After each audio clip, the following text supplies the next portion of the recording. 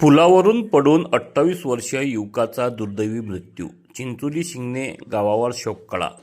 अंजनगाव सुरजी तालुक्यातील चिंचोली शिंगणे गावात एका दुर्दैवी अपघातात 28 वर्षीय युवकाचा मृत्यू झाल्याने संपूर्ण परिसरात शोककळा पसरली आहे.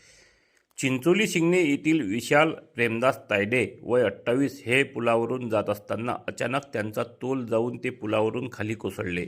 या भीषण अपघातात त्यांना गंभीर दुखापत झाली आणि उपचारापूर्वीच त्यांचा मृत्यू झाल्याची माहिती समोर आली आहे.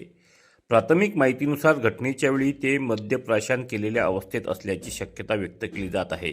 तोल सावरता न आल्याने हा अपघात घडल्याचे सांगितले जात आहे.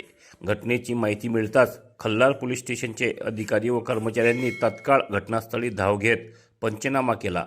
ठाणेदार API रवी बारड यांनी प्राथमिक तपासात मद्यप्राशनामुळे तोल जाऊन अपघात झाल्याची शक्यता व्यक्त केली आहे.